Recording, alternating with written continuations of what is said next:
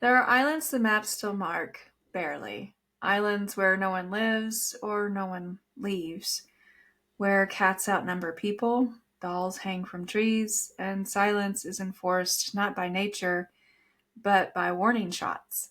Dead Man's Island, the island of the dolls, Oishima, North Sentinel, each one is real, each one is watching. Tonight we drift from coastlines into the forgotten, four islands, four stories, and not one of them welcomes you. I am Michelle, And I'm Isaiah. and this is Shifting Veils, where we talk about the unexplained, possibly paranormal, and always strange. If you like that sort of stuff, maybe give us a like, share, and follow. And don't forget, if you have your own spooky story, send us an email. We may feature your story in a future episode. Just off the Isle of Sheppey in Kent, England, Dead Man's Island lies hidden among tidal sandbanks where the River Medway meets the Swale. Stretching roughly 1.2 kilometers long and zero point 0.2 kilometers wide, this flat raised patch of marshland wears its isolation like armor. At high tide, narrow channels carve the island into fragmented islets, and a thin creek, Shepherd's Creek, separates it from the Chetney Marshes. Uninhabited and owned by Natural England, its mudflats teem with wading birds and reed beds designated as a site of special scientific interest. Between the 17th and 19th centuries, Britain's overcrowded prisons spilled their inmates onto anchored prison ships. Hulks, as they were called, were moored in the nearby Thames and Medway. Disease ran rampant aboard. Cholera, typhoid, even plague swept through cramped holds. Men and boys perished, never seen dry land again. Instead, their bodies were ferried ashore to Dead Man's Island and buried in unmarked wooden coffins beneath 6 feet of mud, far from prying eyes and compassionate gravesides. For centuries, the island's silty shroud kept its secret, but rising sea levels and relentless tidal currents have peeled away layers of mud, revealing shards of coffins and the bleached bones of more than 200 individuals. At low tide, human remains sometimes wash into shallow pools or litter exposed banks, a stark reminder of anonymous lives claimed by both prison and sea. Today, Dead Man's Island is strictly off limits to the general public. Natural England manages it as both a wildlife haven and a protected burial site. Officially, no boat tours or ghost hunting excursions are permitted. Yet on fog-draped nights, locals swear they glimpse lights bobbing between the reeds, or hear muffled splashes where no living soul should tread. Local legends speak of restless souls drifting across the marshes. Some say convicts rise in the mist, dragging spectral chains as they search for forgotten justice. Visitors in nearby Queensborough report finding scattered bones on the shore, or spotting dark shapes wading through knee-deep water. Paranormal investigators claim EMF readings spike near washed-up coffin fragments, and handheld recorders sometimes pick up distant groans or whispered pleas in archaic English. Despite the island's forbidding reputation, academic teams and archaeological surveyors occasionally gain special access. Their work aims to catalog remains, study coffin fragments, and piece together identities, but centuries of anonymity combined with shifting mudbanks make definitive answers elusive. As climate change accelerates erosion, Dead Man's Island continues to relinquish its macabre secrets to whoever dares draw near. Dead Man's Island endures as a place where history, nature, and the supernatural converge. It stands silent, its mudbanks bearing witness to forgotten deaths and the unceasing march of water. For those who look upon it from a distance, the sight of eroding graves and restless tides is an unsettling testament to lives lost at sea, and a stark reminder that some secrets are never meant to stay buried. I wonder if some of the lights that they see are people illegally going to this island to collect artifacts, It's possible. I mean, no, aka human remains. um, they, pirates and just trying to make a buck. Hmm. Just Yeah. because something is off limits doesn't mean people actually stay off Well, limits. right. Well, I mean, look at look at Kempton State uh, Hospital, the episode we did. We talked about Right. people, like you're not supposed to go in there. There's actually guards, but people go Yeah. in. I was gonna say you Hmm. slip that guard $20 and you're And good. a pack of smokes, you're Yeah. in. Yeah. Yeah, it doesn't keep people away. I Nice. mean, the fact that it's in the ocean would keep me away, but Right. seafarers they might go anyway. Or the consistently eroding land. That would, you know. Right. I wouldn't really want to walk around on it. Yeah. Nah, I'm good. Yeah. 20 miles southwest of Matsuyama, straddled between Shikoku and Honshu, lies Aoshima, an unassuming dot on the Seto Island Sea that's become one of Japan's most curious destinations. Here, cats outnumber humans by nearly 40 to 1, and visitors come not for the temples or beaches, but for a whiskered welcome. Originally part of the region's thriving sardine fisheries, Oshima once bustled with boat traffic and nets brimming with silverfish. Cats were brought ashore to control rodents aboard the vessels, silent hunters deployed to protect the daily catch. Over time, these working felines slipped off their docks and into the island's abandoned houses, their litters multiplying unchecked. When the sardine runs collapsed in the late 20th century, most families packed up and left. Today, only 5 residents remain, their homes ringed by empty piers and rusting nets. The cats, however, stayed, and their population swelled to over 200. Jesus. I know. I thought we had like a stray cat problem in my neighborhood. No. Despite their technical status as feral, Oshima's cats are remarkably approachable. A grassroots trap neuter return program concluded in February 2018, ensuring that the vast majority of cats have been spayed and neutered. Well fed and accustomed to human presence, they lounge in the sunlit alleys, weave between tourist legs, and patrol quiet doorways. Donations from across Japan fund daily feedings and simple feeding stations. Wooden stalls plastered with cat portraits dot the shoreline. Visitors often disembark bearing bags of kibble and tuna flakes, turning each arrival into a feline feast. The ferry crossing takes under an hour, but stepping onto Aoshima's lone dock feels like entering another world. Within moments, you're surrounded by expectant eyes and a chorus of meows.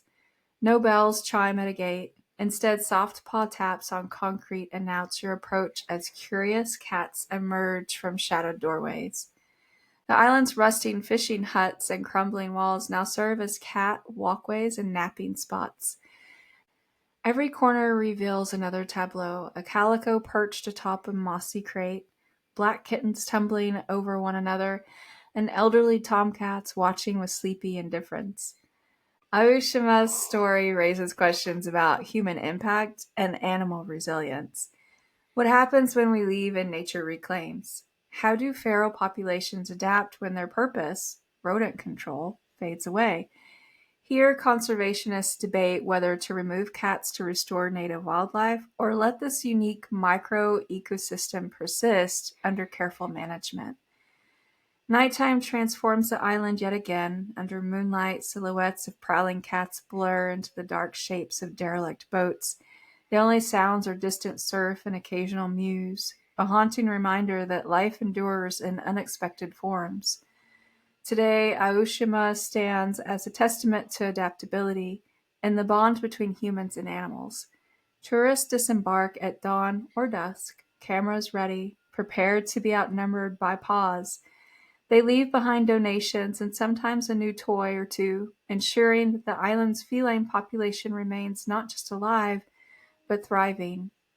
For anyone drawn to places where history, ecology, and the surreal converge, Aoshima offers an experience unlike any other, an island ruled by cats and shaped by the ebb and flow of human absence. I would be I'd be curious. Do you think they have their own little shovels too for when they have to bury their dead, or The, the cats have their own little shovels. yeah. What a task for the 5 residents that remain.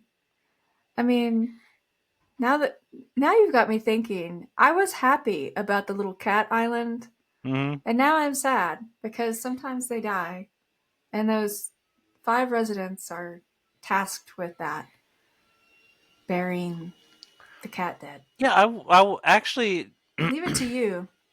I actually am curious though. Like on a serious note, I am curious as to how they manage that. I mean, do they do like? Viking I, burials. yeah, I was gonna say, do they do like a Viking sort of thing? Do they? Because I imagine they don't have a lot of space to actually do burials. And I'm sorry to make that like make the dark like thought process of it. Well, that's real life, though. But death is a part of things, and I am kind of curious as to how they do manage it because it's 200 cats. It said last time they checked, Mm. 200 cats. They can't just. I mean, you're can't just bury constantly. So I mean, I wonder if there is like a cremation sort of thing that they Maybe. do. Or maybe they just let the cycle continue. They load them on a boat and take them out to sea and Do drop them you in the water. do you think they do an adopt a cat sort of thing where you can just like? Nah, probably not. They I have do all the wonder tourists that that come too, through. but they do have a lot of tourism that comes through. I Yeah. think that Japan loves their cats. Oh yeah, I absolutely. think just recently I did see where it was like the day where they celebrate cats. It's like a national day there. They have Mm-hmm. parades and stuff.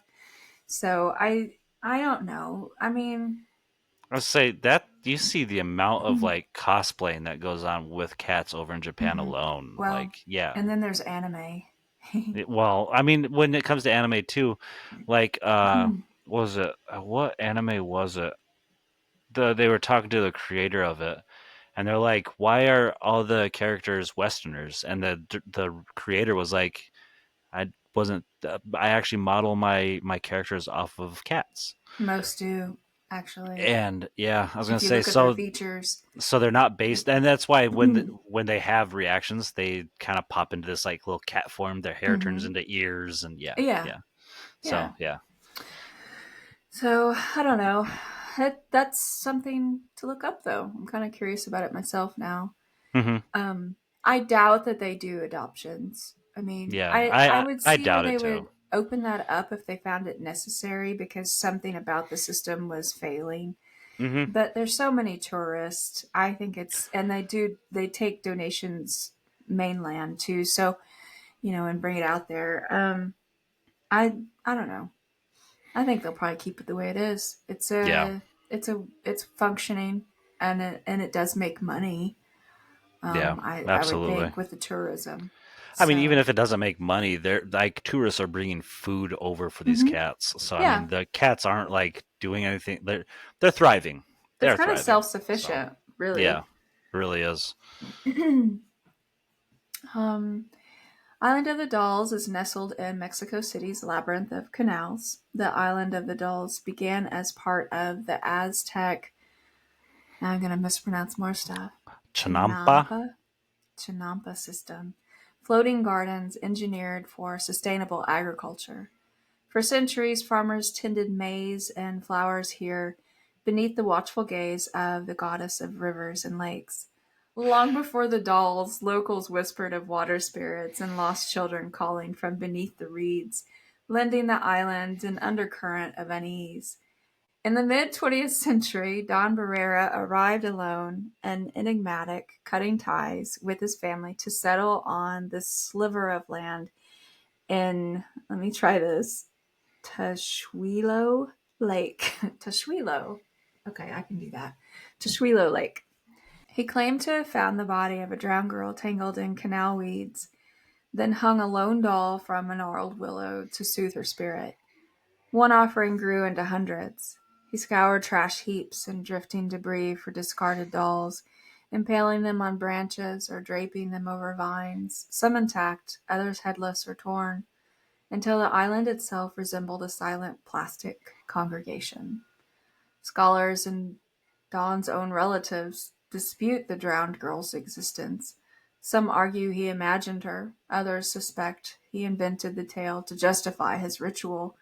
Regardless, he spent 50 years atoning for a death that may never have occurred, transforming the island into a testament to his unyielding devotion and fraying sanity. In July 2001, fate mirrored legend. Don's body was found submerged in the very canal where he said the girl drowned. No witnesses, no record of foul play, just the chilling symmetry of a man claimed by the waters he had haunted for decades. Thrill seekers and paranormal investigators now trawl the island with EMF meters, voice recorders, and night vision cameras. EMF spikes register around the oldest doll laden trees, though skeptics say it's only passing boats. Digital audio logs occasionally capture a faint child's laughter or whispered Spanish lullabies. Thermal imaging reveals cold spots drifting between clusters of dolls, as if unseen presences slip through branches. Several visitors report finding dolls repositioned or missing entirely by the morning, suggesting restless spirits at play. Today, ferries from Mexico City arrive hourly, disgorging visitors who pay tribute by hanging their own dolls. The island stands at the crossroads of folklore, mental obsession, and ecological consequence.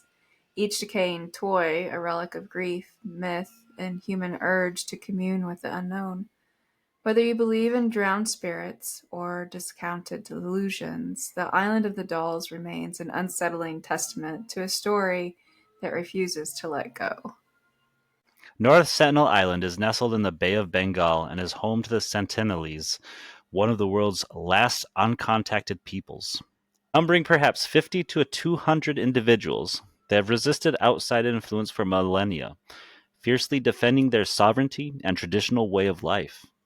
Designated a particularly vulnerable tribal group by the Indian government. The Sentinelese remain one of 6 indigenous tribes of the Andaman and Nicobar archipelago. North Sentinel Island lies about 64 kilometers west of Port Blair, the capital of the Andaman and Nicobar Islands. The roughly square island covers close to 60 kilometers, its shore fringed by coral reefs and dense littoral forests. A tropical climate bathes the land in heavy monsoons and warm temperatures, supporting a mosaic of mangroves, tropical evergreen trees, and tidal wetlands that the Sentinelese traverse by outrigger canoe. Outrigger. Outrigger. Outrigger canoe. Accurate census data are impossible to obtain, but anthropologists estimate the Sentinelese population between 35 and 500, with most figures clustering around 50 to 200. Their language remains undescribed. Linguists have yet to compile vocabulary or grammar, and it is unintelligible to neighboring tribes like the Jarawa, Mhm. or Yeah. Angay.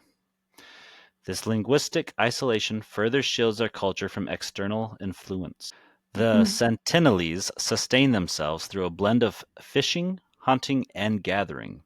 Using narrow outrigger canoes, they fish for reef fish and harvest crabs in sheltered lagoons. On land, they forage for fruits, tubers, bird eggs, and small game such as wild pigs, fashioning simple tools and lean-to shelters from palm leaves and wood. Historical records document sporadic and often hostile encounters dating back to the late 18th century. A brief friendly visit by the Indian anthropologist occurred in 1967, but most approaches ended in arrows or spears aimed from the shore. That's not nice. It's it's them protecting their home. It is. It is. I mean, you try and enter somebody's house now, and you're Mhm. not getting a spear or arrow, but you're getting a shotgun or a pistol. Right. In America, anyway. In America, that's correct. America. America. During the 2004 tsunami, aerial surveys suggested the tribe move to higher ground, but subsequent attempts at communication were rebuffed with warning shots from bowmen wielding poisoned arrows. Since 1956, Indian law has forbidden travel within a 5.6 kilometers of North Sentinel Island to prevent disease transmission and preserve tribal autonomy. The government maintains armed naval patrols to enforce this exclusion zone, ensuring that no outsiders, tourists, researchers, or missionaries can land without official sanction. Photography and unauthorized mapping are also prohibited under the Andaman and Nicobar Protection of Aboriginal Tribes regulation. The Sentinelese face a precarious future. Their small population is highly vulnerable to introduced diseases, and any forced contact could be catastrophic. At the same time, rising sea levels and illegal fishing threaten their marine resources. Balancing respect for their isolation with regional conservation goals remains one of the most complex ethical and environmental dilemmas in modern anthropology. I don't really know. I mean, I guess they're just being nice, but after the tsunami, I don't really know why they would like go check on them because I mean, were they just checking to see if they survived at all? Because they really don't have like an infrastructure like we do that would be destroyed by stuff like that. Their power lines didn't come down because they didn't I have th- any. I I think mean, I think they were just trying to go see if they could take the land yet or not. really. I mean, I guess there would be some concern because, I mean, kind of. You're still able to fish. Your land animals might have taken a beating with the tsunami, Hmm. Um, so they might have had some, uh, change in what they have access to for eating. But I mean, and you very well could be right too. But yeah, I don't know. I feel like part of the investigating to see if they're okay after a tsunami or monsoon or anything like that really is probably from the anthropologists doing the studies on them, wanting to make sure that they can still go there and try and figure out their vocabulary, their linguistics, all that Right. stuff, their behaviors, their rituals, stuff like that. And I think, and that might be me hoping for the best in humanity, Hmm. that's something that they just want to try and make sure they can capture because they are a people that are still outside of what we are in the middle of. Yeah. And for all we know, they have no idea that there is a world outside of their island. And when people Absolutely. show up, they're just, I mean, alien to them. and though they might be like completely outside of like what we know as the world now, there are other like villages that just simply refuse to be a part of this outside world as Hmm. well. So they're not alone in this. Hmm. They're Yeah. just more um blinded or ignorant to what is the world in the society that we know it is now, and not using ignorant as in a negative term but more as a just simply not knowing. Yeah. I mean, I don't know. I think it's cool. They're That's very cool. resourceful, Yeah, they're resilient, um, and they're smart enough not to make any deals with people that show up on boats. I mean, absolutely. they're not making that mistake. Um, so I want to take back part of that saying smart enough because I think sometimes everybody's smart enough, but they want to believe the good that the other party promises, and they Yeah, shouldn't because there's not yeah, always goodwill yeah. intended. Well, So, um, I don't know. Did you have anything else to add to Sentinelese? I mean, I I give them kudos for having the arrows and spears ready For at the real. shoreline, man. For real, yeah. I don't know. What a wild life, you know?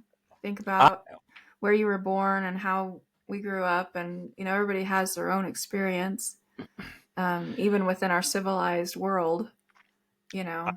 I honestly think that's a beautiful thing because there's a Definitely. lot of culture in the world, a lot of culture that's getting washed out from society altogether, or Hmm. being taken, or being stolen, or being appropriated in some way. And for for their sake, like, and for just their mentality, they get to keep their culture. They get to Yeah. continue all their traditions openly and just purely right there, and I love it. It's great. Yeah. It's pretty neat. We call them islands, but they feel more like thresholds. Dead Man's Island, where the buried are never truly still, the island of the dolls, where grief clings to every branch. Aoshima, Aoshima, where feline eyes track your every step. And North Sentinel, where silence is a warning, not an invitation. We came close, we listened, and we left. But some places don't let go. Not entirely.